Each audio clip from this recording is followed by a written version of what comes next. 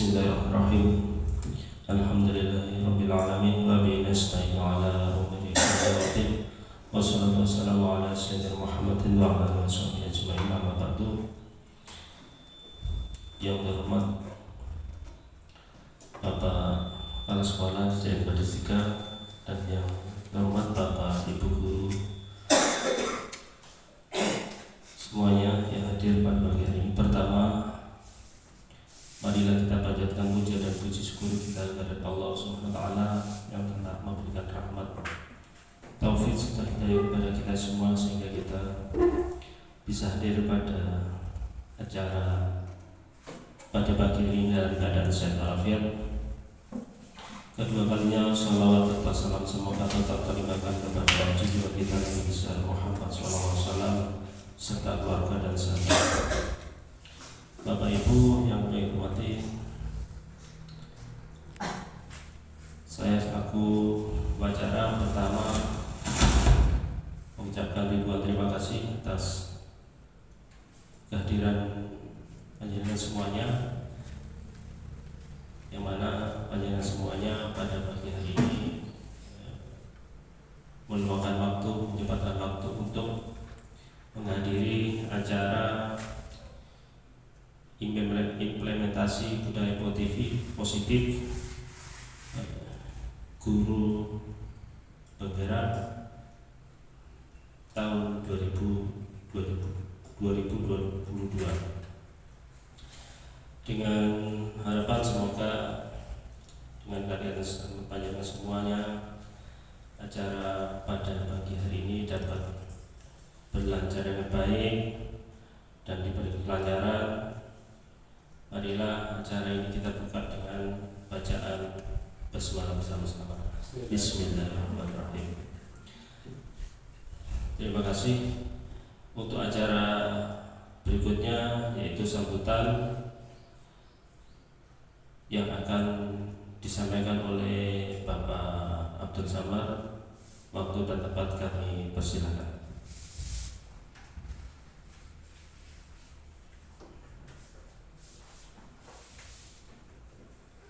Bismillahirrahmanirrahim. Assalamualaikum warahmatullahi wabarakatuh.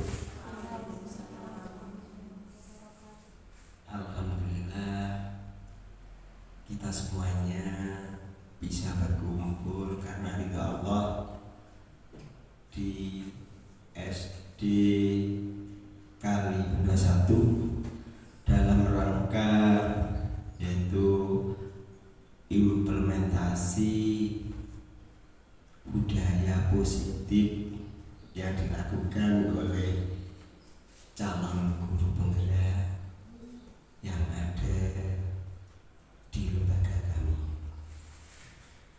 Salawat dan salam kita aturkan kepada Nabi besar Muhammad SAW yang telah memberikan petunjuk suri tauladan kepada kita sekalian melalui tuntunan ajaran agama Islam. Kepada Bapak Ibu peserta dan Ibu Mif selaku calon guru penggerak berniatan menyampaikan, mengimplementasikan apa yang mereka dapat. Bapak Ibu yang berbahagia, program guru penggerak adalah program pendidikan untuk membentuk sebuah kepemimpinan di bidang pendidikan, yaitu tentang pembelajaran,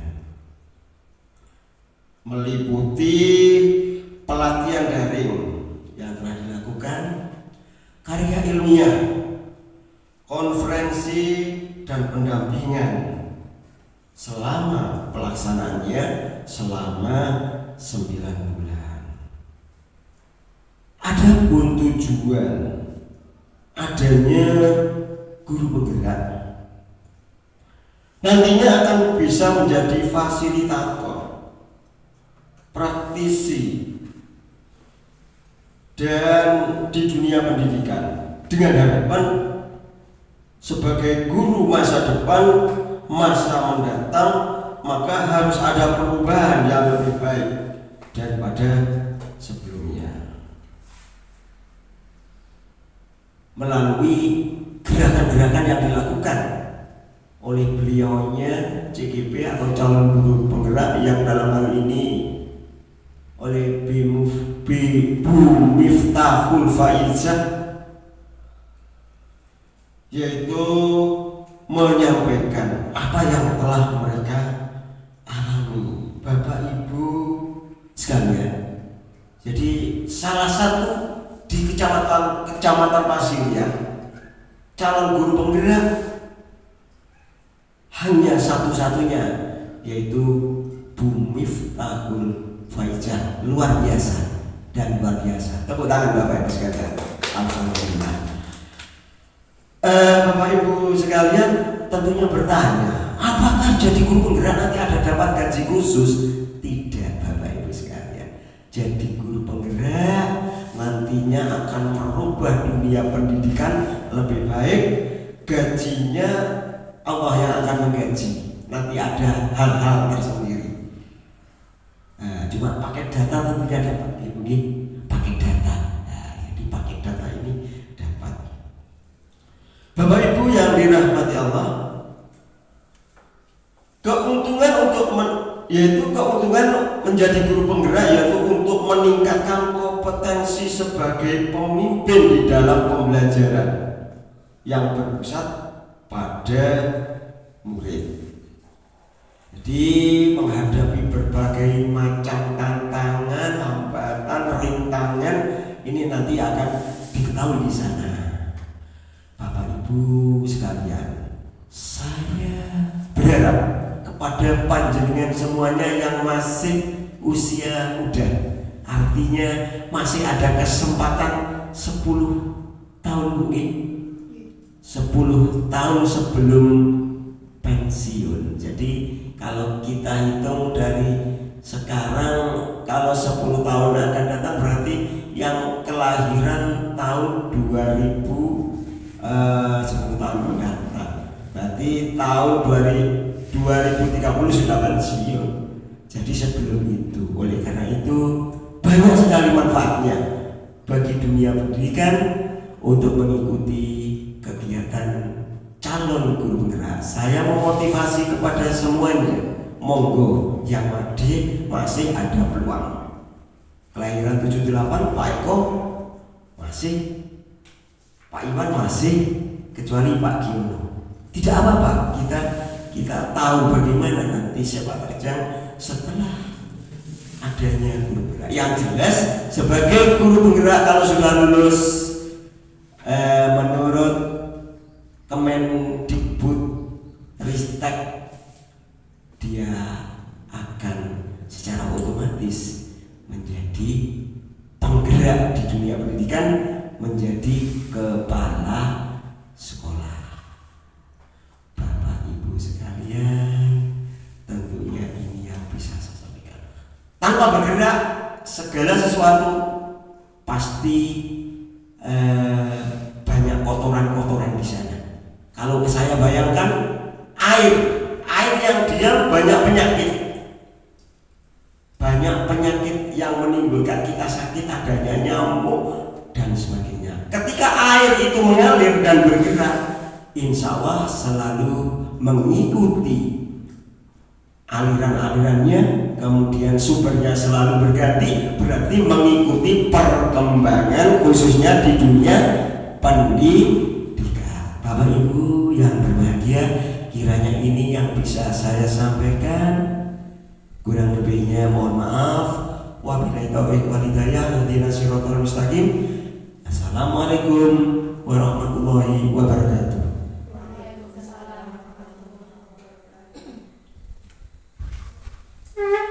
Terima kasih sambutan yang disampaikan oleh Bapak Abdul Samad, selaku Kepala Sekolah SDN Baris 3. Semoga apa yang disampaikan dapat bermanfaat dan dapat memberikan motivasi kepada kita semua. Acara berikutnya yaitu doa yang mohon keikhlasan untuk Bapak Samad. Itulah waktu dan tempat kami persilakan.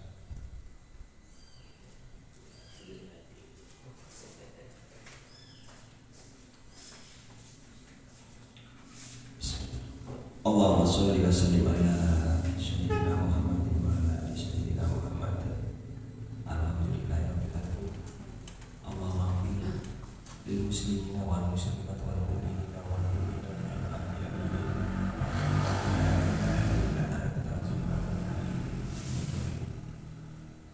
Allahumma inna nas'aluka salamatan fiddin wa syiatan fil jasadi wa syiatan ilmu wa barakatan fil rizqi wa tamatan ila Allahumma rabbi habli min as-salihin Allahumma rabbi habli min as-salihin Allahumma la tuzigh qulubana ba'da idh hadaytana wa hab lana min ladunka rahmah innaka antal wahhab Allahumma rabbana atina fid dunya hasanah wa fil akhirati hasanah wa qina adzabannar subhana rabbika rabbil izzati wa salamun ala mursalin walhamdulillahi rabbil alamin. Al-Fatihah.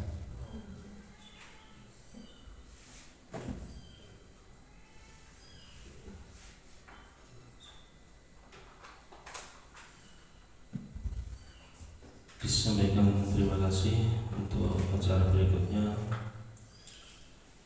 yaitu paparan implementasi budaya positif. Untuk dalam hal ini akan disampaikan oleh Bu Miftahul Faiza.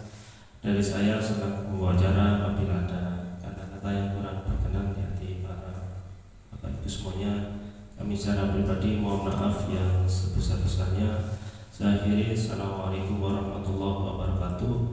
Dan untuk selanjutnya kami persilakan Bu Miftahul Faiza.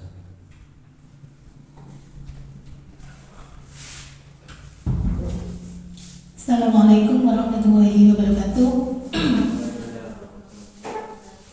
Yang terhormat Bapak Kepala SDN Mades 03, yang terhormat Bapak Ibu Guru beserta implementasi budaya positif. Bapak Ibu, sebelumnya kami mohon maaf apabila kami melaksanakan ini adalah pada saat hari libur. Pertama-tama marilah kita panjatkan puja dan puji syukur kita kepada Allah yang telah memberikan rahmat dan nikmat-Nya sehingga pada pagi hari ini kita dapat berkumpul dalam keadaan sehat walafiat. Salam serta salam semoga tetap tercurahkan kepada junjungan kita Nabi besar Muhammad SAW yang telah membawa kita ke jalan kebenaran, yakni dinul Islam. Bapak Ibu yang kami hormati, di sini kami akan sharing ya Bapak Ibu, yaitu bukan kami memberikan materi, tetapi kami di sini adalah sharing tentang apa yang sudah kami dapatkan dari program calon guru penggerak, yaitu tentang implementasi budaya positif. Bapak Ibu, sebelum kita mulai, kita explain dulu ya. Jadi kita akan briefing, yaitu dengan cara Bapak Ibu berdiri terlebih dahulu, kita melakukan sebuah gerakan agar kita nanti bisa konsentrasi dalam pembelajaran budaya positif. Monggo Bapak Ibu berdiri terlebih dahulu.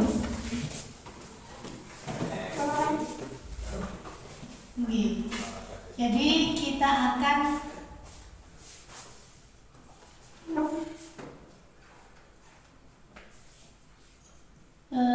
mengadakan sebuah gerakan. Gerakan itu adalah sebentar.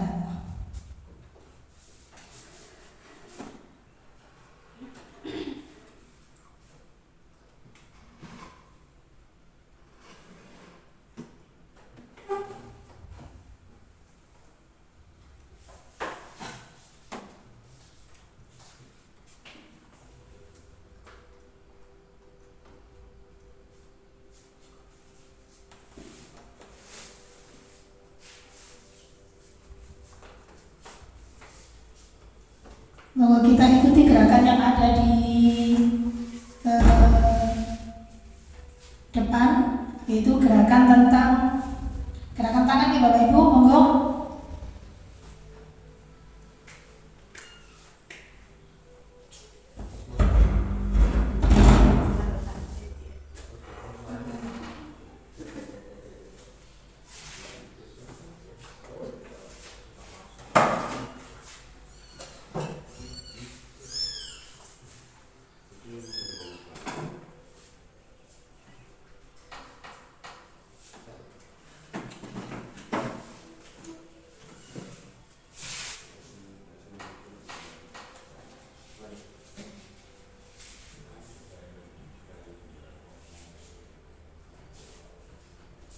Yaitu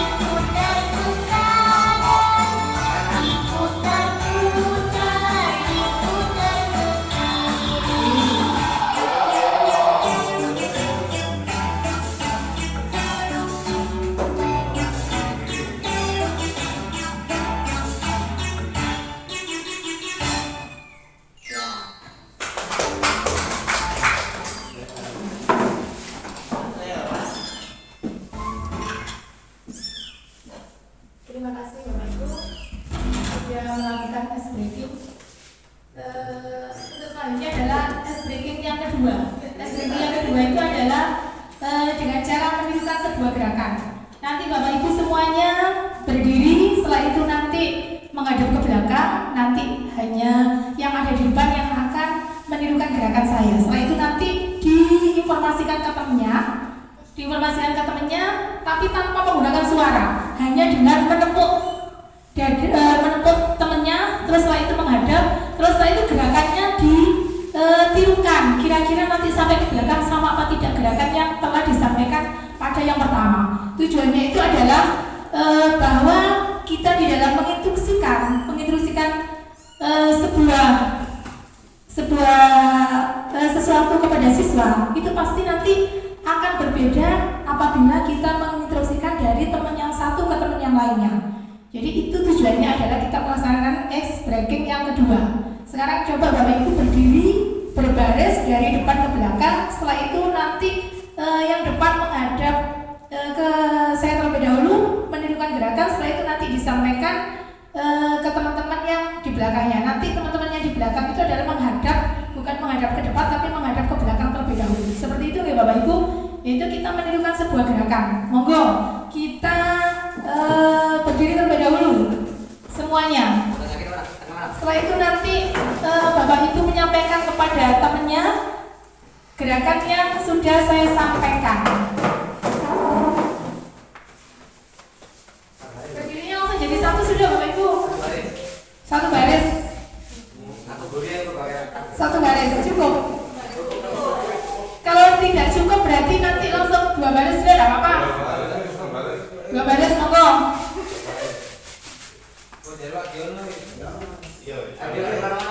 Dua baris. Sekarang yang baris kedua dan seterusnya itu nanti akan menghadap ke belakang. Yang ke depan nanti tanpa menggunakan suara, ya tidak boleh menggunakan suara. Jadi hanya gerakan saja nanti.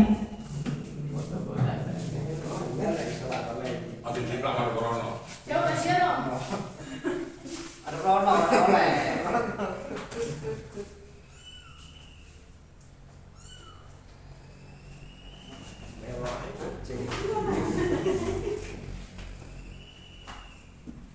Dan mulai.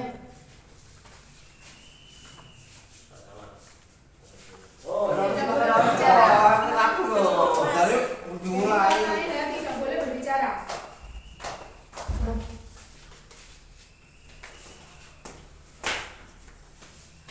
Lali hati apa kaitannya?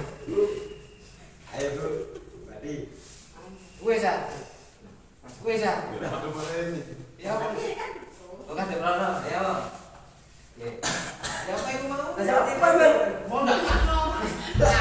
Ulangi. Tidak boleh menggunakan suara, hanya gerakan saja. Ulang. Ya, betul. Wes. Mancang sepeda. Sudah semuanya? Sudah. Terima kasih Bapak Ibu. Monggo sekarang untuk yang ada di depan tadi, Pak Saleh sama Pak Biono maju ke depan, dan yang ada barisan yang paling belakang juga maju ke depan.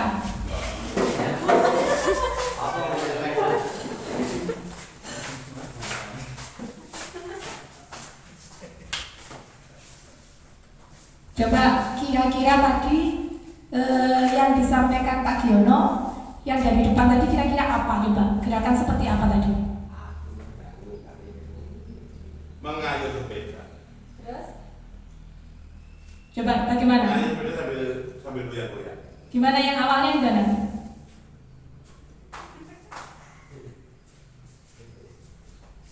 Coba Pak Eko, apakah sama dengan yang telah disampaikan Pak Giono? Tidak. Cuma menggayuh sepeda. Terus? Sudah cukup. Mau pengen dulu toh.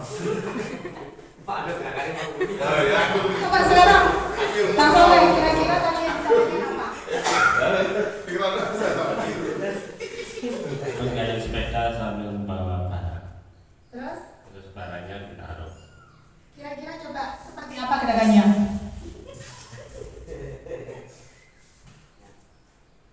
Coba sekarang yang terakhir.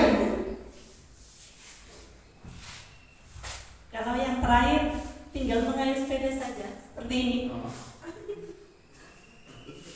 Ya, terima kasih Bapak Ibu semuanya.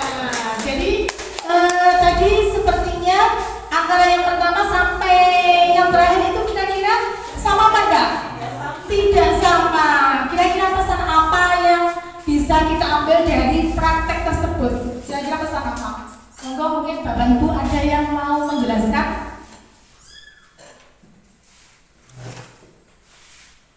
Ada yang mau menjelaskan? dengan adanya gerakan yang dilakukan tadi, kalau kita implementasikan pada kegiatan pembelajaran, ketika ibu atau bapak guru menyampaikan, tentunya tanggapan anak satu dengan anak yang lain tidak sama, sehingga guru pun juga harus mengetahui karakter yang dimiliki oleh masing-masing anak. Demikian. Terima kasih. Kita lihat coblos. Terima kasih. Mungkin ada yang lain, kira-kira pesan apa? Kira-kira pesan apa yang ada di dalam permainan tadi? Ada yang lain? Terima kasih. Dari permainan tadi dapat kita ambil kesimpulan bahwa dalam proses pembelajaran kita harus memperhatikan yang pertama penyampaian, karena kadang cara kita menyampaikan anak-anak kurang memahami dan itu butuh disampaikan berulang. Yang kedua, kemampuan tiap-tiap anak berbeda. Dengan adanya kemampuan anak yang berbeda satu dari yang lainnya, otomatis juga kita untuk menjelaskan ulang lagi sehingga materi yang kita sampaikan dapat sampai ke anak-anak. Terima kasih. Terima kasih. Iya. Ada mungkin yang lainnya? Sudah cukup? Ya. Jadi dari permainan tadi itu adalah menunjukkan bahwa di dalam sebuah pembelajaran pada saat kita menyampaikan sesuatu antara siswa yang satu dengan siswa yang lainnya itu tentu berbeda. Sehingga apa? Sehingga kita sebagai guru kita harus mengetahui kira-kira trik apa, bagaimana cara kita menyampaikan kepada siswa sehingga siswa itu bisa memahami. Jadi kita memberikan ke siswa itu adalah tidak sama. Mungkin itu yang perlu kita dari permainan tadi, itu adalah kita yang bisa ambil hikmah dari permainan tadi. Bapak Ibu, untuk yang selanjutnya itu adalah kita akan mengimplementasikan budaya positif. Mungkin Bapak Ibu sudah pernah mendengar bahwa kita di sekolah selalu menggunakan budaya positif. Apa sih budaya positif itu? Mungkin Bapak Ibu bisa menjelaskan apa itu budaya positif. Jadi budaya positif itu menurut Bapak Ibu itu seperti apa? Mungkin ada yang menjelaskan? Kalau menurut saya budaya positif itu mungkin seperti kebiasaan baik yang dilakukan di dalam sekolah. Misalnya adanya kegiatan 5S, salam, sapa, senyum yang dilakukan di sekolah. Iya, terima kasih. Bahwa itu adalah sebuah budaya positif. Budaya positif itu sudah biasa yang kita lakukan di sekolah. Seperti misalnya 5S, salam, senyum, sapa itu adalah suatu budaya positif. Terus setelah itu pada waktu kita akan melaksanakan pembelajaran di awal itu anak-anak berdoa terlebih dahulu, itu adalah suatu budaya positif. Bapak Ibu, sebelum kita mulai pembelajaran ini, saya akan membuat suatu kesepakatan kelas terlebih dahulu ya. Jadi kesepakatan kelas kita kira-kira seperti ini. Yang pertama itu adalah hadir tepat waktu, yang kedua adalah saling menghargai, yang ketiga aktif dalam kegiatan, mengangkat tangan apabila akan bertanya atau berpendapat, yang kelima adalah be silent dan selalu bahagia dalam mengikuti kegiatan. Kira-kira menurut Bapak Ibu sudah sesuai tidak? Atau mungkin ada yang ditambahkan atau mungkin ada yang dikurangi dalam kita membuat kesepakatan kelas hari ini pada saat kita akan melaksanakan pembelajaran? Sudah cukup? Ya, terima kasih. Jadi sebelum kita melaksanakan kegiatan, kita membuat kesepakatan kelas dulu. Tadi yang disampaikan tentang budaya positif itu adalah sudah benar semuanya, bahwa budaya positif itu adalah nilai-nilai, keyakinan-keyakinan, dan kebiasaan-kebiasaan di sekolah yang berpihak pada murid agar murid dapat berkembang menjadi pribadi yang kritis, penuh hormat dan bertanggung jawab. Jadi kita itu perlu menerapkan sebuah budaya positif yang ada di sekolah. Di dalam menerapkan budaya positif di sekolah, kita perlu membuat lingkungan yang positif. Agar supaya apa? Dengan kita menciptakan lingkungan yang positif, maka budaya positif itu akan berjalan dengan baik, akan berjalan dengan aman, sehingga benar-benar budaya positif itu bisa terlaksana dengan baik. Itu adalah dalam kita menjalankan budaya positif.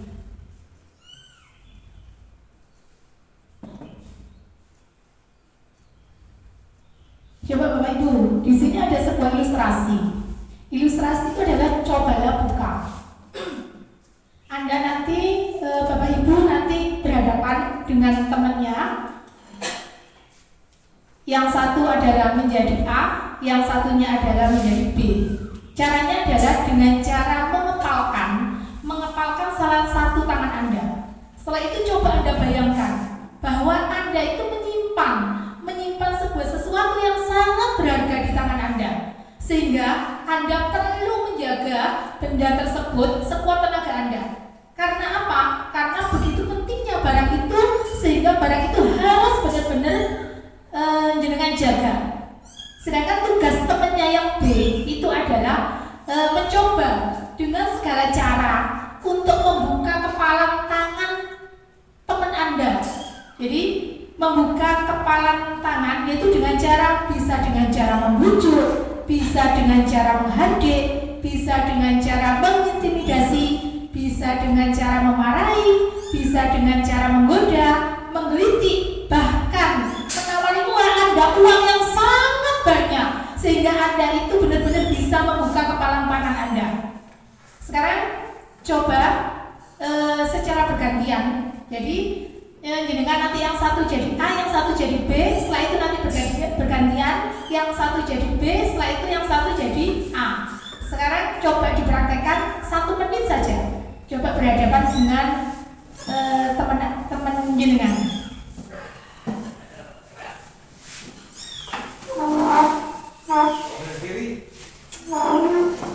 Jadi yang A itu adalah yang pertama itu adalah mengepalkan tangan. Setelah itu yang B itu membujuk. Kira-kira bisa nggak membuka?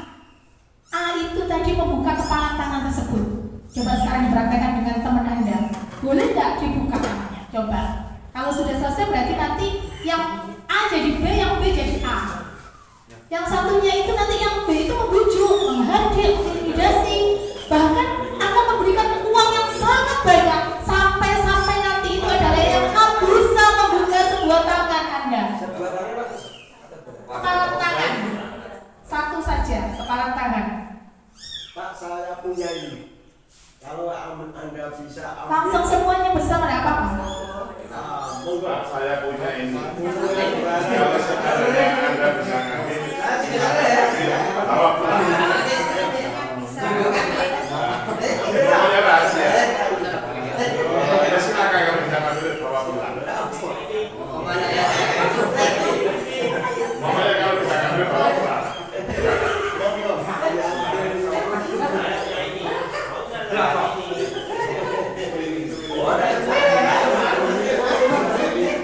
Silakan ambil. Pokoknya dia punya barang.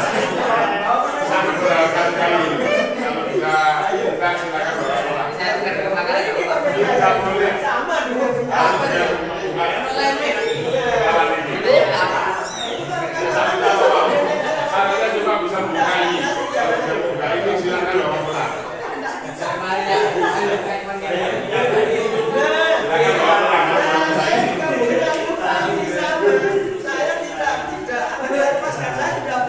Sudah cukup. Terima kasih. Jadi dari ilustrasi tadi yaitu membuka, coba ya buka secara bergantian. Yang pertama, apakah Anda atau B membuka kepala tangan Anda? Mengapa? Apa alasan Anda atau B membuka kepala tangan Anda? Mungkin ada yang memberikan ilustrasi dalam artian kenapa dengan membuka tangan padahal barang itu adalah sangat penting sekali. Mungkin ada yang memberikan ilustrasi antara yang A dan yang B.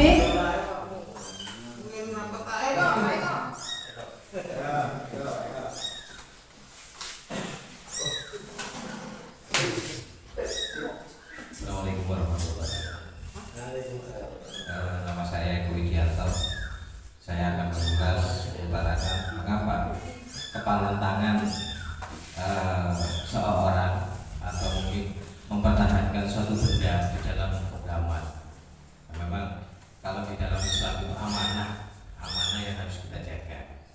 Jadi dalam pendidikan juga amanah dalam menentukan ilmunya ini, sehingga anak-anak bagaimana caranya membuka ilmu yang ada di gurunya untuk disampaikan atau diterima oleh anak-anak.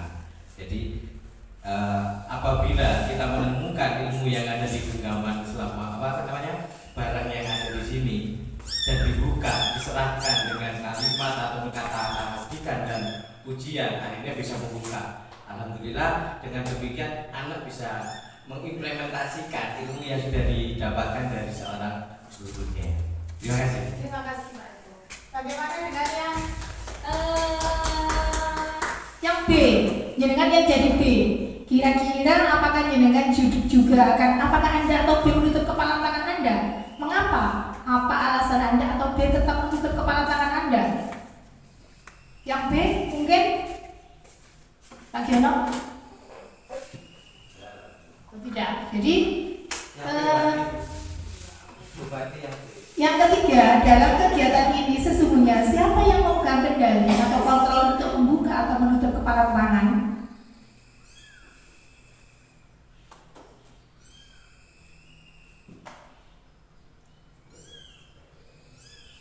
Jadi kemungkinan jawaban kita terhadap pertanyaan-pertanyaan pertama dan pertanyaan kedua itu bervariasi antara yang bersedia membuka dan yang tetap bertahan menutup kepala tangannya. Untuk pertanyaan yang ketiga, siapa yang sesungguhnya memegang kontrol yang menutup kepala tangan atau yang berusaha dengan segala cara untuk membuka kepala tangan rekannya? Jawabannya adalah tentu kita sendiri. Jadi kita yang bisa membuka dan menutup kepala tangan kita. Jadi itu artinya bahwa yang memegang kontrol atas kepala tangan kita itu adalah diri kita sendiri. Jadi masing-masing itu adalah sesuai dengan kebutuhan dasar kita saat ini. Jadi yang memegang kontrol atas kepala tangan kita membuka dan menutup itu adalah diri kita sendiri. Terima kasih Bapak Ibu. Untuk selanjutnya itu budaya positif. Di dalam budaya positif yang pertama itu adalah nanti kita belajar tentang perubahan paradigma belajar. Yang kedua itu adalah tentang disiplin positif. Yang ketiga itu adalah motivasi perilaku manusia. Yang keempat adalah kebutuhan dasar manusia dan dunia berkualitas. Yang keempat adalah posisi kontrol restitusi. Yang keenam adalah keyakinan kelas dan segitiga restitusi. Yang pertama itu adalah tentang perubahan paradigma belajar. Jadi menurut paparan Dr. William Glasser dalam kontrol teori yang kemudian berkembang yang dinamakan dengan choice theory, meluruskan miskonsepsi tentang makna kontrol. Apa sih sebenarnya makna kontrol itu? Mungkin ada yang memberikan ilustrasi apa itu makna kontrol? Kontrol itu seperti apa? Jadi pada sebuah paparan Dr. William bahwa tentang makna kontrol itu adalah sebuah ilusi guru mengontrol murid.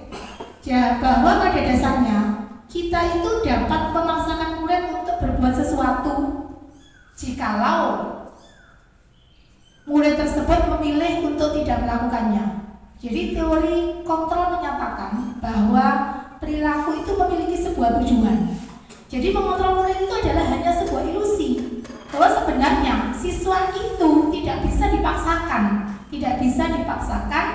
untuk mengikuti apa yang disampaikan oleh guru. Jadi bahwa teori kontrol itu menyatakan bahwa perilaku itu memiliki tujuan. Bahwa setiap anak itu adalah memiliki tujuan. Kenapa dia melakukan sesuatu? Itu adalah sudah memiliki sebuah tujuan. Walaupun itu adalah yang dilakukan itu adalah yang negatif. Jadi mereka itu adalah sudah mempunyai tujuan kenapa dia melakukan sebuah perbuatan. Yang kedua itu adalah sebuah ilusi bahwa semua penguatan positif itu efektif dan bermartabat. Jadi pada intinya bahwa penguatan positif atau bujukan yang kita berikan kepada siswa itu adalah sebuah kontrol yang dalam jangka waktu tertentu murid itu akan menolak bujukan. Jadi kita tidak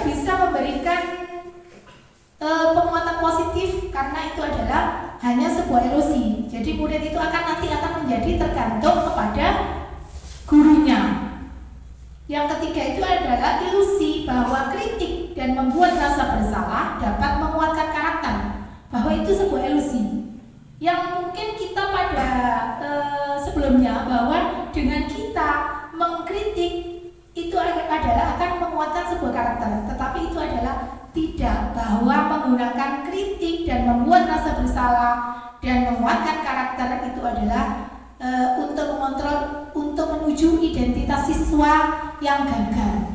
Itu adalah ilusi yang keempat, ilusi bahwa orang dewasa itu memiliki hak untuk memaksa.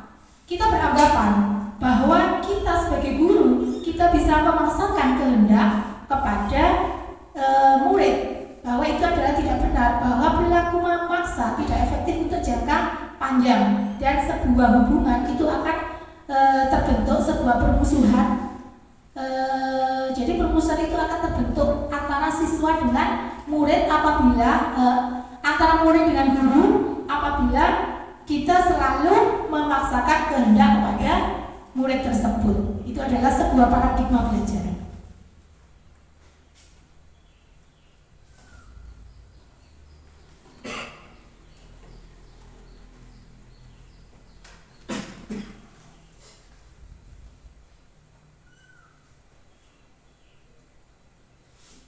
Setelah itu, dari paradigma tersebut, dari paradigma stimulus respon kepada pendekatan teori kontrol, itu Stephen R. Covey mengatakan bahwa bila kita ingin membuat kemajuan perlahan, sedikit-sedikit ubahlah sikap atau perilaku Anda. Namun, bila kita ingin memperbaiki cara-cara utama kita, maka kita perlu mengubah kerangka acuan kita. Ubahlah bagaimana Anda melihat dunia, bagaimana Anda berpikir tentang manusia. Ubahlah paradigma Anda, skema pemahaman dan penjelasan aspek-aspek tertentu tentang realita. Jadi kita apabila ingin membuat kemajuan, maka kita harus dengan cara merubah sedikit demi sedikit perilaku kita. Tetapi apabila kita akan mengubah kerangka acuan, maka kita akan merubah lihat dulu bagaimana cara berpikir kita. Jadi kita harus merubah paradigma tersebut. Bahwa dari stimulus respon mungkin mengatakan bahwa kebutuhan kita itu semuanya sama. Tapi menurut teori kontrol itu tidak, bahwa kebutuhan setiap murid itu adalah berbeda. Jadi itu adalah sebuah paradigma yang harus diubah. Yang semula itu adalah mengatakan bahwa siswa kita, murid kita itu mempunyai kebutuhan yang sama, kita memberikan materi yang sama, kita memberikan pembelajaran yang sama, itu harus kita ubah. Karena apa? Karena menurut teori kontrol bahwa kebutuhan setiap murid itu adalah berbeda.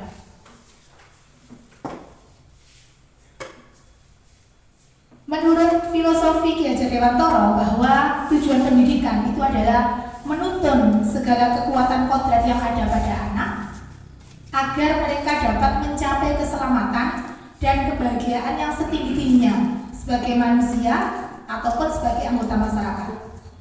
Bahwa di dalam pemikiran KHD, kita itu sebagai pendidik itu adalah hanya menuntun agar siswa itu dapat memperoleh kebahagiaan dan keselamatan, tidak hanya untuk dirinya sendiri tetapi juga untuk masyarakat. Jadi kita sebagai pemimpin pembelajaran harus selalu berpihak pada siswa. Kita hanya menuntun, tetapi kita tidak memaksa. Kita menuntun bagaimana caranya siswa itu bisa melaksanakan perbuatan yang baik. Jadi menuntun itu dengan cara apa? Yaitu di dalam menuntun itu harus disesuaikan dengan kodrat alam dan kodrat zaman. Kodrat alam itu seperti apa sih? Jadi kalau misalnya kodrat alam itu adalah sesuaikan dengan kondisi yang ada di sekolah kita masing-masing. Bagaimana kondisi kita yang ada di desa, mungkin yang ada di misalnya desa, kota itu mungkin berbeda.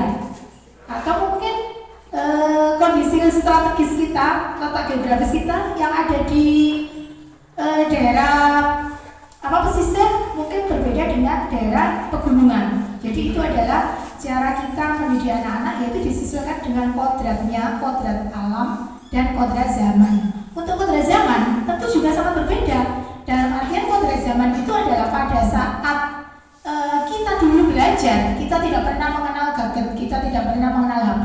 Tetapi kita belajarnya adalah bagaimana biasanya Pak Geno kalau zaman dulu manual, bahwa belajar kita adalah manual. Tetapi kalau misalnya sekarang kita sudah berbeda lagi, bahwa anak-anak itu adalah belajarnya harus dia mampu untuk belajar IT. Nah itu adalah bahwa belajar kita itu harus disesuaikan dengan zaman. Zaman kita dahulu pada saat kita masih SD itu berbeda dengan zaman anak pada SD sekarang ini. Nah itu adalah bahwa kita harus selalu menuntun siswa itu adalah sesuai dengan kodrat alam dan kodrat zaman. Di dalam menuntut pun kita tidak kalah pentingnya itu adalah membiasakan untuk memunculkan nilai-nilai baik atau karakter positif dalam kehidupan sehari-hari. Pembelajaran yang perlu kita terapkan itu adalah pembelajaran holistik yang memberikan mereka pengalaman untuk dapat mengeksplor dan mengaktualisasi seluruh potensi dalam dirinya sebagai manusia maupun sebagai anggota masyarakat, sehingga mereka benar-benar nanti itu bisa mencapai keselamatan untuk kehidupan, keselamatan untuk diri sendiri dan juga untuk masyarakat. Itu adalah tentang paradigma belajar. Yang kedua itu adalah disiplin positif. Mungkin Bapak Ibu ada yang memberikan gambaran disiplin itu seperti apa sih?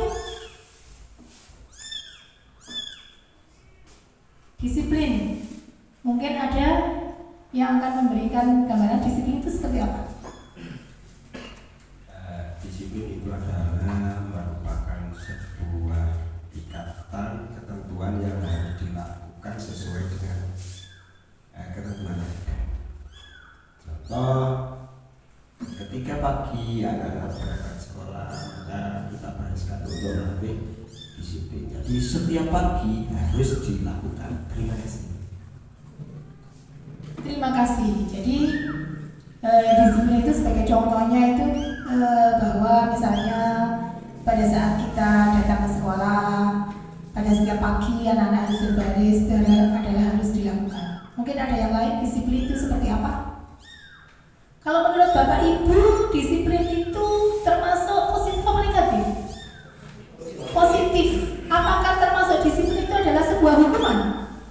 Bukan. Jadi disiplin itu adalah dilakukan untuk membentuk sebuah karakter siswa.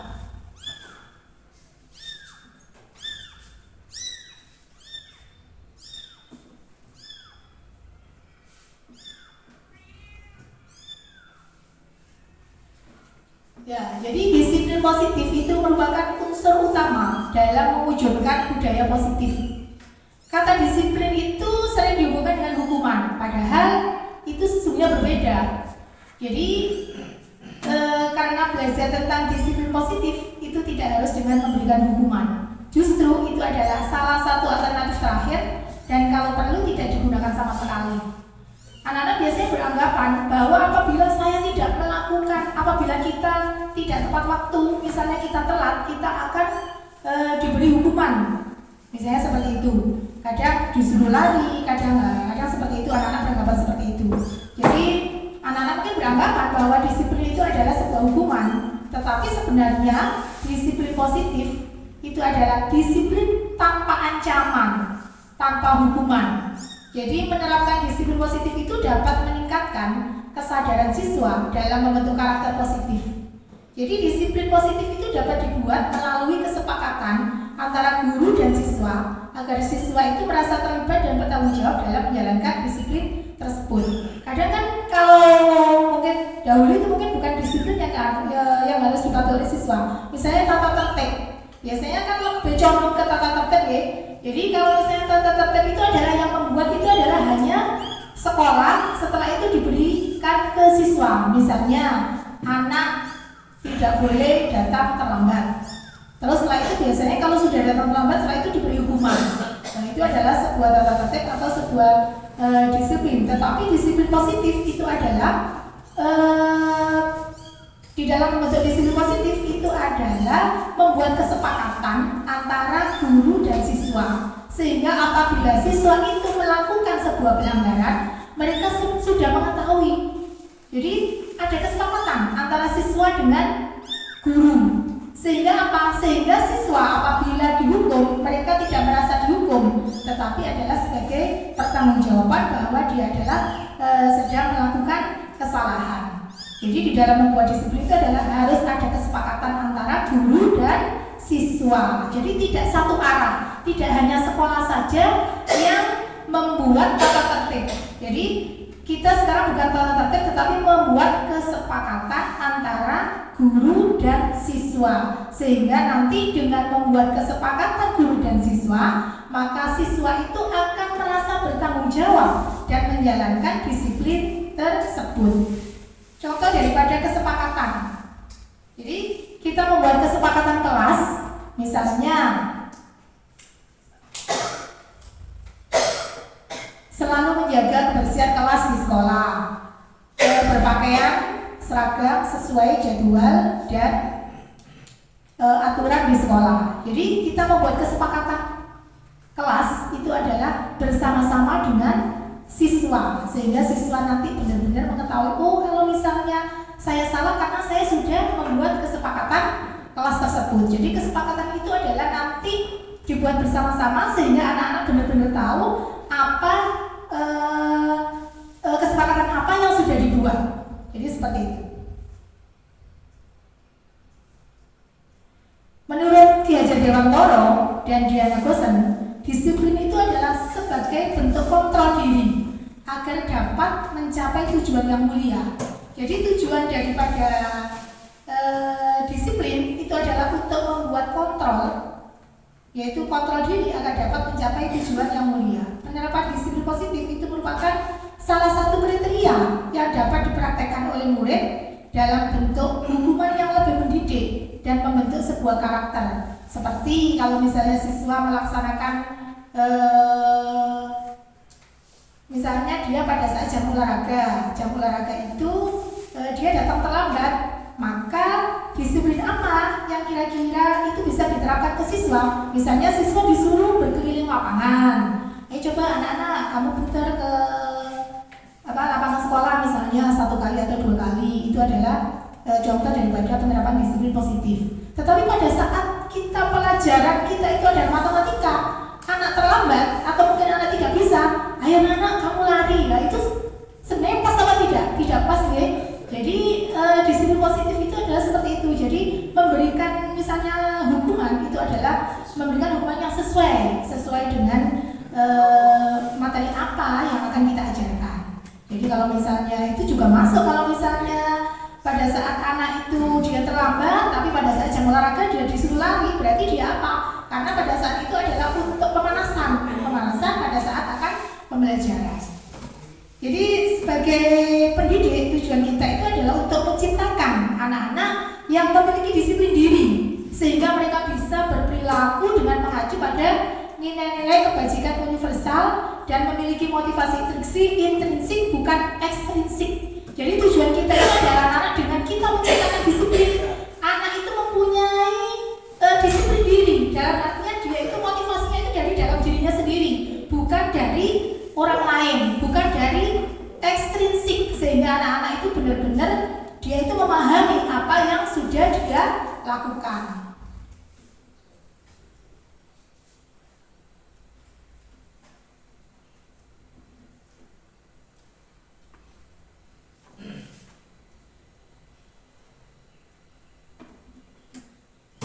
Kebajikan universal itu yang seperti apa sih?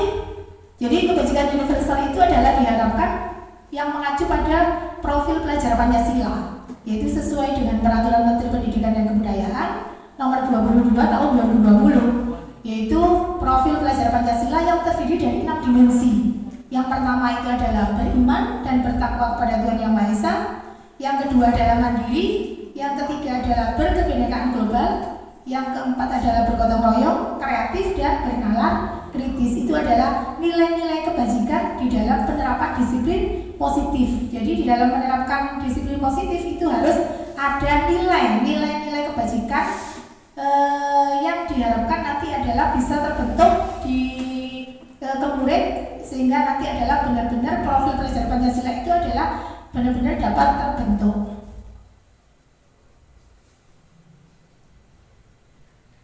Sekarang yang ketiga adalah motivasi perilaku manusia.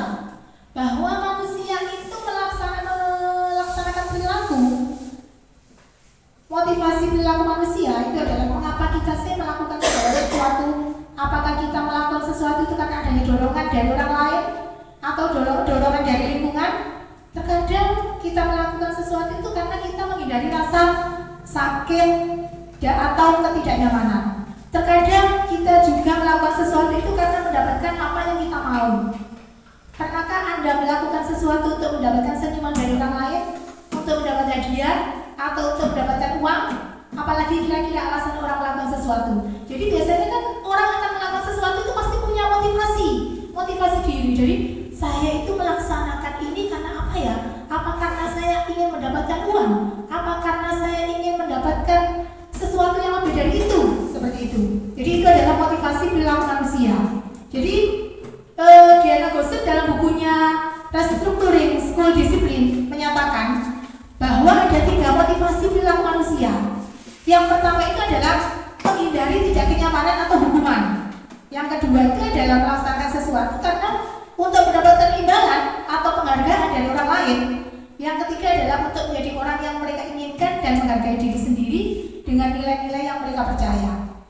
Jadi misalnya yang pertama, untuk menghindari ketidaknyamanan atau hukuman. Biasanya saya awal-awal pada saat saya datang ke sekolah, absen misalnya menggunakan si penuh, saya datang ke sekolah karena saya menghindari adanya ketidaknyamanan atau hukuman, seperti itu. Yang kedua adalah saya melakukan sesuatu karena saya ingin mendapatkan penghargaan.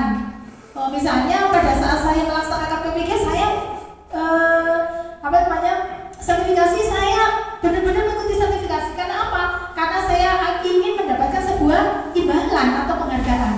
Yang kedua itu adalah untuk menjadi orang yang mereka inginkan dan menghargai diri sendiri dengan nilai-nilai yang mereka percaya. Pada suatu akhirnya saya datang ke sekolah sekarang adalah bukan untuk saya itu menghindari hukuman, tetapi saya datang ke sekolah itu adalah karena saya ingin memberikan teladan untuk diri saya sendiri dan sebagai pendidik. Jadi itu adalah motivasi yang ketiga. Jadi yang diharapkan di sini adalah untuk murid itu adalah menggunakan motivasi yang ketiga, yaitu untuk menjadi orang yang mereka inginkan dan menghargai diri sendiri dengan nilai-nilai yang mereka percaya. Jadi seperti itu. Jadi ada 3 motivasi perilaku manusia. Jadi yang kita harapkan untuk siswa didik kita itu adalah dalam berperilaku itu adalah sesuai dengan pada perilaku motivasi perilaku yang ketiga. Yang pertama, dari untuk menghindari ketidaknyamanan dan hukuman itu adalah merupakan tingkat terendah dari motivasi perilaku manusia. Biasanya orang yang motivasi perilakunya untuk menghindari hukuman atau ketidaknyamanan akan bertanya, apa yang akan terjadi apabila saya tidak melakukannya? Oh, dihukum. Oh, nanti kalau misalnya sampai berapa kali berarti dikeluarkan. Nah, itu adalah sebuah motivasi yang paling rendah. Karena itu adalah bersifat eksternal, bukan dari diri kita, tetapi adalah karena hukuman atau ketidaknyamanan tadi. Sekarang yang kedua itu adalah satu tingkat di atas motivasi yang pertama, yaitu untuk mendapatkan imbalan atau penghargaan dari orang lain. Orang dengan motivasi ini akan bertanya, apa sih yang akan saya dapatkan apabila saya melakukannya?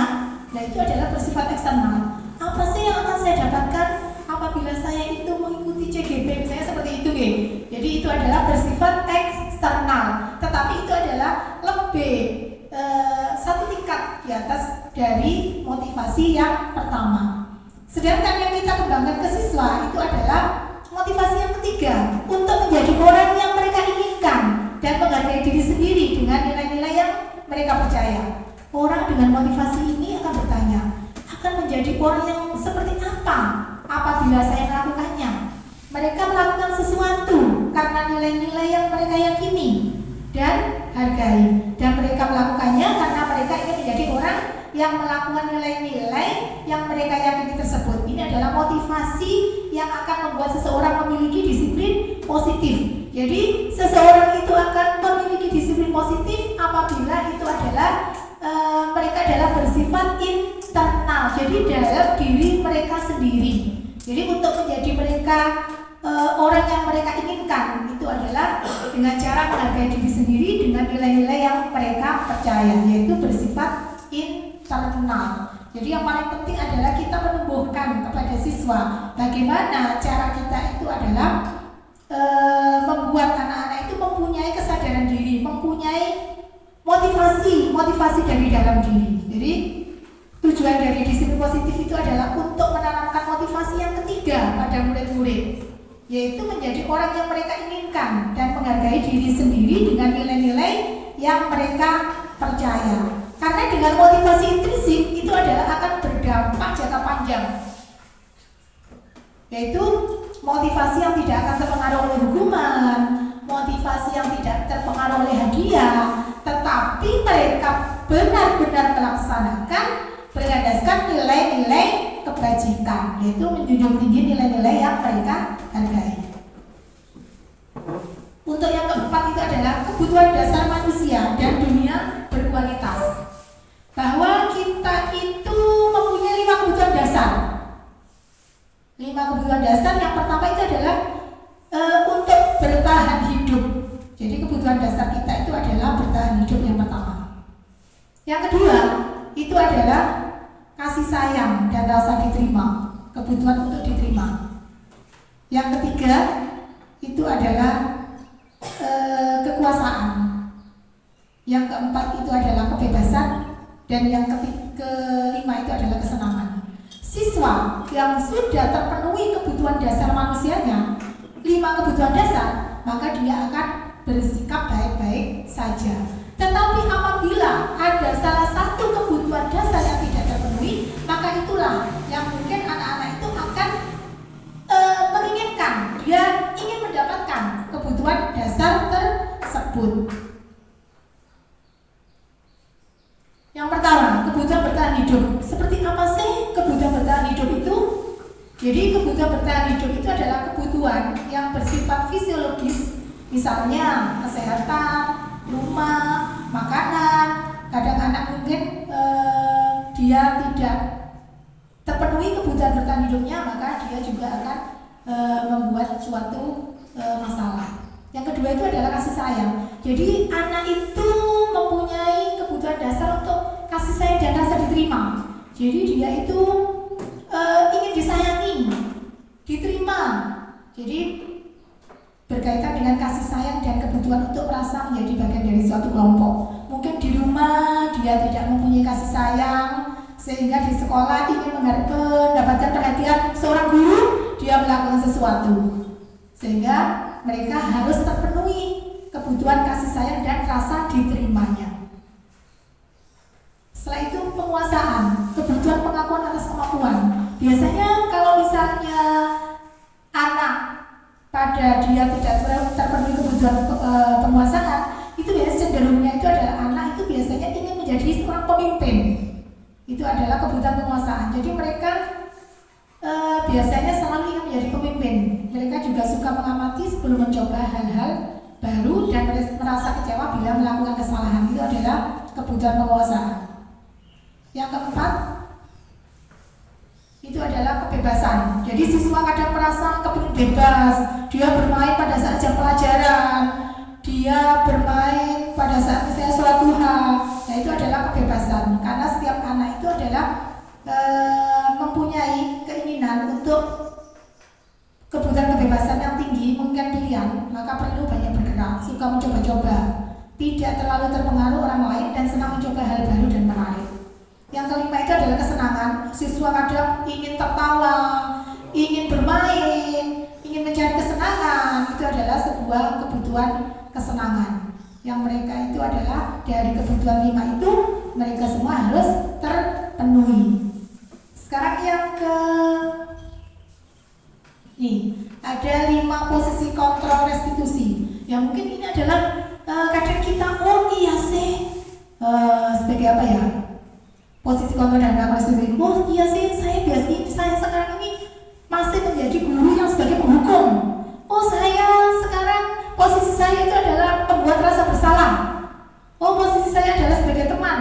Ada yang pemantau, ada yang manajer. Mungkin Bapak Ibu bisa memberikan penghukum itu seperti, oh posisi saya sekarang ini Bu masih pada posisi penghukum. Oh posisi sekarang ini Bu saya masih membuat rasa bersalah. Mungkin Bapak Ibu ada yang memberikan apa itu namanya, penguatan. Bapak Ibu mungkin pernah mengalami, oh saya sekarang ini posisi saya sebagai penghukum karena ini adalah sebagai apa ya, 5 posisi kontrol dalam melakukan restitusi ini adalah kadang saya sekarang ini masih sebagai penghukum. Bagaimana Bapak Ibu? Mungkin Bapak Ibu sekarang ada di posisi mana kira-kira? Apa sebagai penghukum, pembuat rasa bersalah, atau guru sebagai teman, atau guru sebagai pemantau, atau sebagai manajer? Kira-kira posisi Bapak Ibu dari mana? Mungkin ada yang bisa menjelaskan.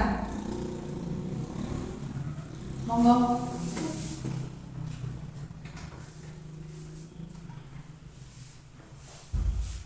Terima kasih atas waktu yang diberikan. Untuk posisi kontrol restitusi seperti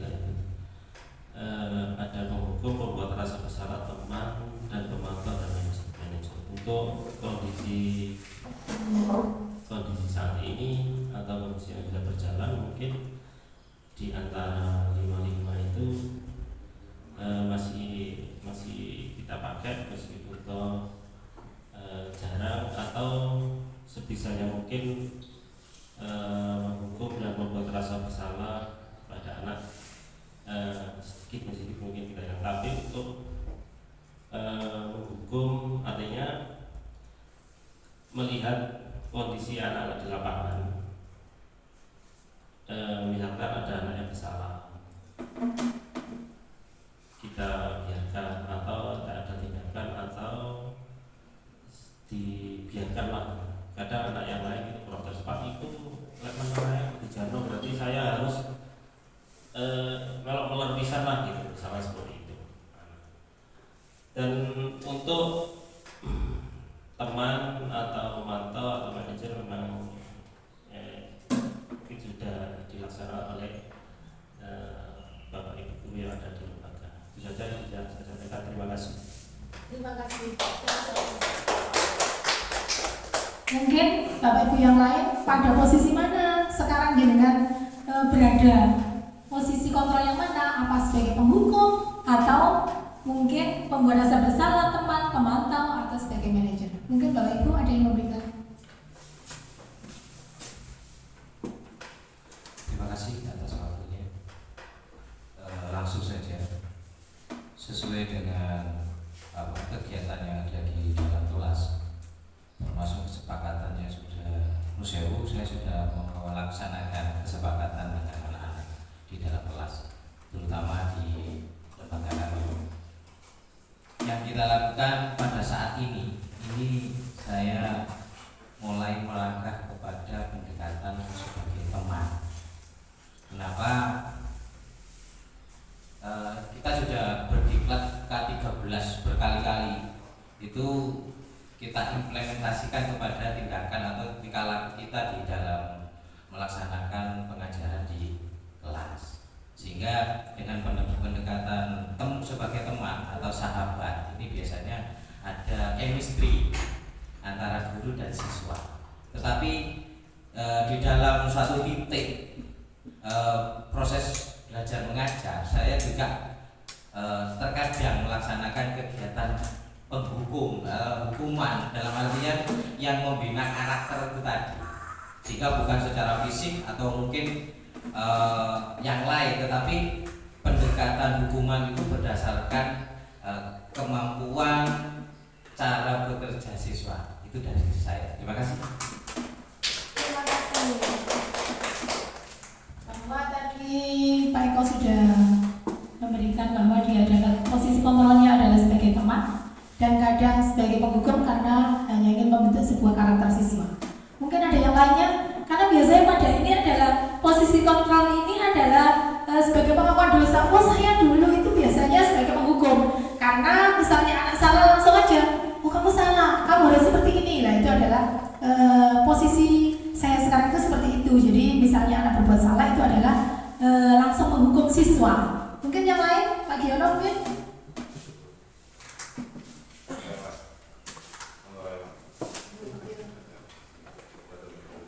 Oh jadi ini. Jadi posisi kontrol institusi. Jadi ada 5. Biasanya di sini tuh memang tempat melakukan dosa, menghukum. Saya dulu pada saat di sekolah, pada saat anak tidak pakai seragam, kenapa kamu tidak pakai seragam? Ayo kamu pulang saja. Kenapa kamu tidak pakai kaos kaki? Kalau gitu kamu harus besok beli kaos kaki. Bagaimana kamu? Itu adalah sebagai penghukum. Oh kamu tidak memakai topi, kamu tidak boleh ikut upacara, kamu tidak pakai bed misalnya, karena seperti itu adalah sebagai penghukum. Jadi posisi kontrol kita mungkin selama ini itu adalah sebagai penghukum, misalnya seperti itu. Jadi karena kita sering sekali menghukum siswa. Jadi menghukum siswa misalnya adalah pada saat pelaksanaan upacara anak-anak tidak memakai topi, anak-anak tidak memakai kaos kaki, disuruh berdiri di depan. Nah itu adalah posisi kontrol sebagai penghukum. Jadi kalau misalnya di situ adalah pengertian hukuman, penghargaan dan restitusi, hukuman itu adalah bersifat satu arah dari pihak guru yang memberikan, dan murid hanya menerima suatu hukuman tanpa melalui suatu kesepakatan atau pengarahan dari pihak guru, baik sebelum atau sesudahnya. Jadi hukuman itu diberikan bisa berupa fisik maupun psikis, atau murid atau anak disakiti oleh suatu perbuatan atau kata-kata.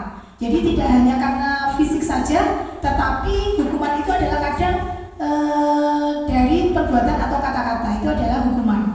Kalau penghargaan itu adalah suatu peristiwa yang diinginkan, yang dibuat dengan persyaratan, hanya jika Anda melakukan hal ini, maka Anda akan mendapatkan penghargaan yang diinginkan. Seperti pernah saya sampaikan ke murid saya, anak-anak, kamu yang tidak bisa membaca, kamu harus bisa membaca. Tapi nanti kalau kamu bisa membaca, kamu nanti akan saya kasih uang, akan saya kasih penghargaan berupa uang. Nah, itu adalah sebuah penghargaan. Sebenarnya hukuman dan penghargaan itu tidak boleh. Jadi kalau restitusi itu adalah proses menciptakan kondisi bagi murid untuk memperbaiki kesalahan mereka sehingga mereka bisa kembali pada kelompok mereka dengan karakter yang lebih kuat. Itu adalah menurut Gosen 2004. Jadi restitusi itu adalah membuat murid menjadi lebih memiliki tujuan, disiplin positif dan memulihkan dirinya setelah berbuat salah. Penekanannya bukanlah pada bagaimana berperilaku untuk menyenangkan orang lain atau menghindari ketidaknyamanan, tapi tujuannya itu adalah untuk menghargai nilai-nilai kebajikan yang sudah mereka percaya. Itu adalah pengertian daripada restitusi.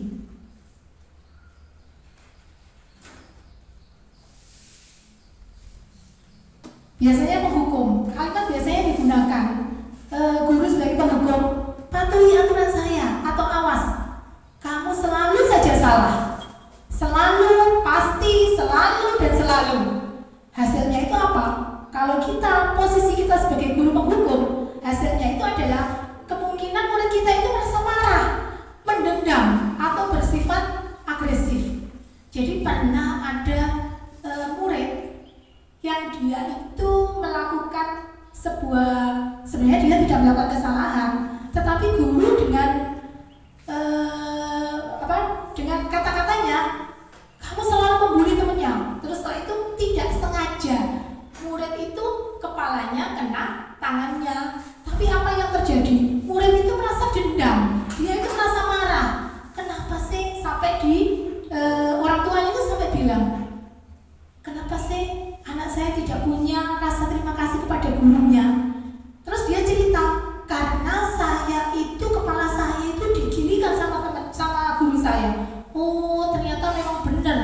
Walaupun dia hukumannya secara tidak sengaja, bahwa itu murid itu merasa marah dan dia mendendam. Sehingga saya tidak punya rasa terima kasih saya kepada guru saya, seperti itu. Jadi hukuman itu adalah sangat tidak baik. Karena hukuman itu adalah membuat murid itu menjadi marah dan mendendam.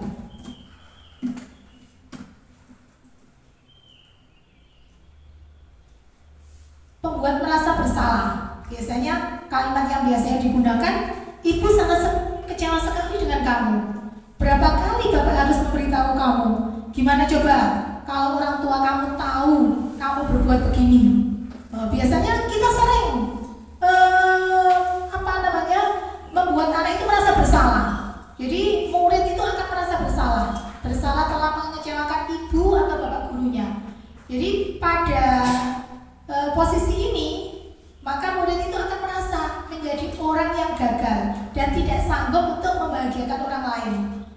Jadi berbahaya dari sikap penghukum juga, karena emosi mereka akan tertanam rapat di dalam murid. Menahan perasaan bahwa mereka itu adalah merasa bersalah. Posisi kontrol yang ketiga untuk guru,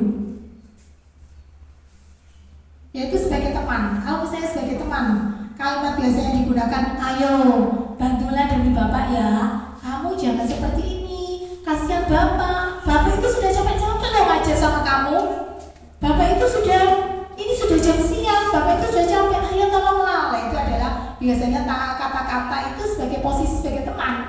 Jadi hasilnya itu adalah murid akan merasa senang dan akrab dengan guru. Ini termasuk dampak yang positif. Hanya saja di sisi negatif murid menjadi tergantung pada guru tersebut.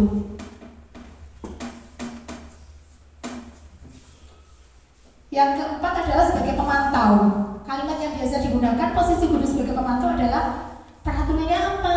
Apa yang telah kamu lakukan? Sanksi atau konsekuensinya apa?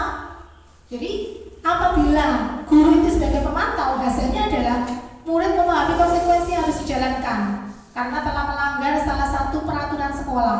Guru tidak menunjukkan suatu emosi yang berlebihan menjadi marah atau membuat rasa bersalah. Jadi murid tetap dibuat tidak nyaman itu dengan harus tinggal kelas pada waktu jam istirahat dan mengerjakan tugas.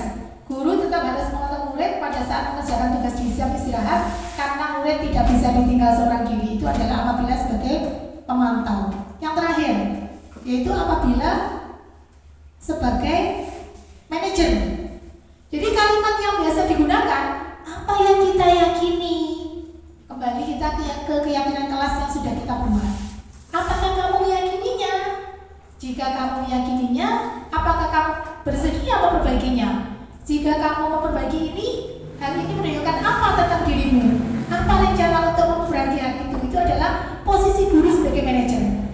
Hasilnya, apabila posisi guru itu adalah sebagai manajer, itu adalah murid sudah mengetahui adanya suatu masalah dan sesuatu perlu terjadi. Bila guru mengambil posisi pemantau, guru akan melihat apa konsekuensinya. Tetapi apabila guru sebagai manajer, dia akan mengembalikan tanggung jawab pada murid untuk mencari jalan keluar permasalahannya, tentu dengan bimbingan guru. Jadi apabila kita sebagai guru, apabila sekarang posisi kita itu adalah sebagai penghukum atau sebagai merasa bersalah, sedikit demi sedikit marilah kita ubah posisi kita itu adalah sebagai posisi manajer. Posisi manajer nanti juga bisa dari teman terus pemantau, setelah itu ke posisi manajer. Jadi tujuannya itu adalah agar supaya siswa kita itu mempunyai tanggung jawab untuk mencari jalan keluar permasalahannya, tapi tentu saja dengan bimbingan seorang guru.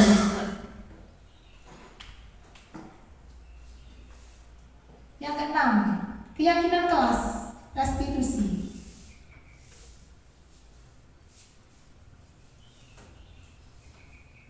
Jadi keyakinan kelas merupakan sesuatu yang dapat diterapkan di lingkungan kelas tersebut. Pembuatan keyakinan melibatkan semua warga kelas melalui kegiatan jual pendapat. Jadi kita itu sebelum pembelajaran awal atau sebelum tahun ajaran baru, kita perlu membuat sebuah keyakinan kelas yang akan disepakati antara guru dengan siswa. Setelah itu baru setelah disetujui nanti baru kita ajukan ke kepala sekolah. Itu adalah keyakinan kelas. Tujuannya itu adalah nanti siswa mempunyai tanggung jawab di dalam melaksanakan sebuah peraturan yang ada di sekolah, sehingga nanti siswa benar-benar bisa bertanggung jawab. Jadi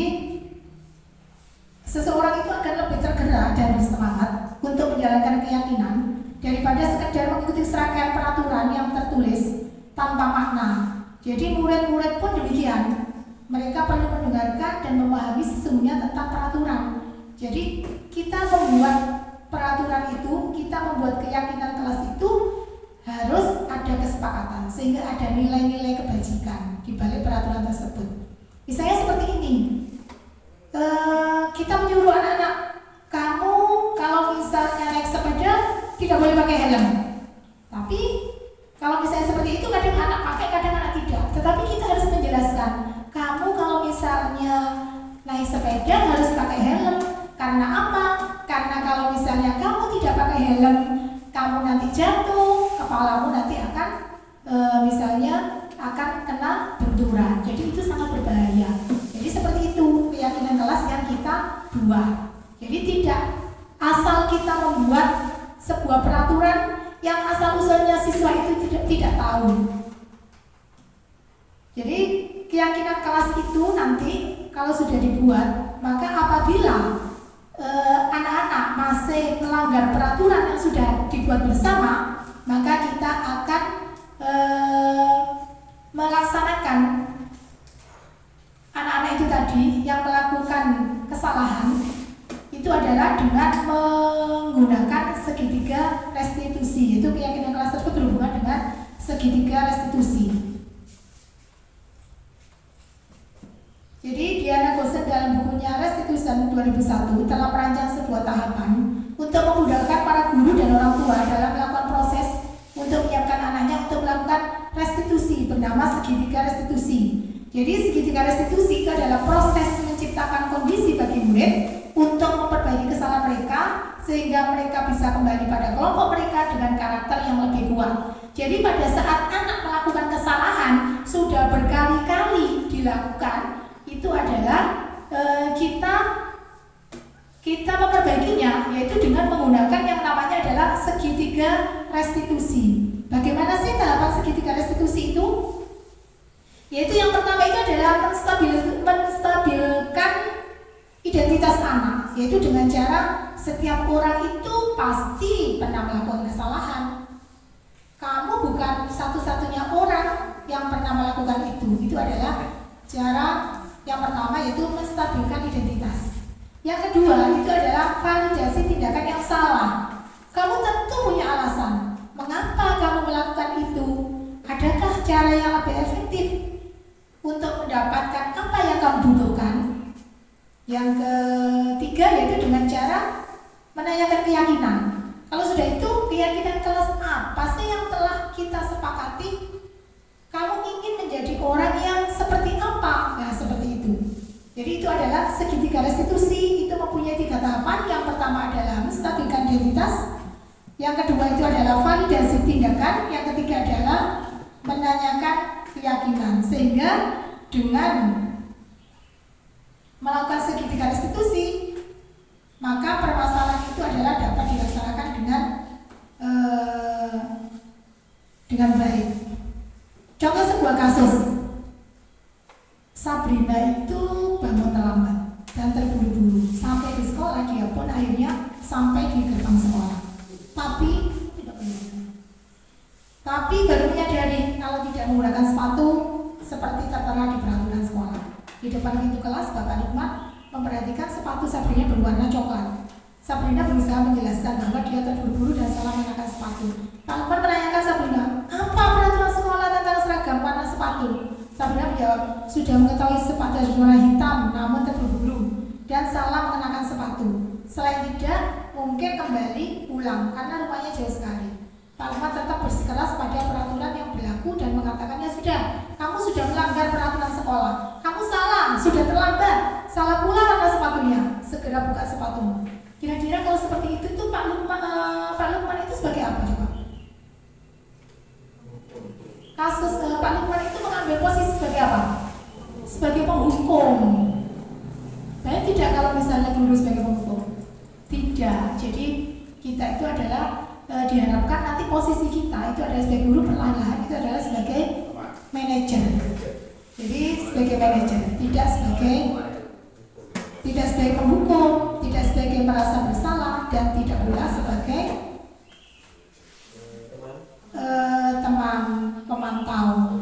sebelumnya kita bisa juga yang awal kita sebagai teman, tapi untuk selanjutnya kita adalah sebagai manajer. Jadi yang terpenting itu adalah itu. Mungkin Bapak Ibu itu yang perlu saya sampaikan. Mungkin ada pertanyaan dari Bapak Ibu, atau mungkin sudah cukup? Cukup ya? Jadi itu yang perlu saya sampaikan. Mudah-mudahan apa yang saya sampaikan bisa membawa manfaat bagi lembaga kita, dan kita sebagai guru mudah-mudahan kita bisa menjadi posisi kita adalah sebagai manajer, dan kita di dalam menyelesaikan masalah kita selalu menggunakan segitiga restitusi. Mungkin cukup itu yang perlu saya sampaikan. Assalamualaikum warahmatullahi wabarakatuh.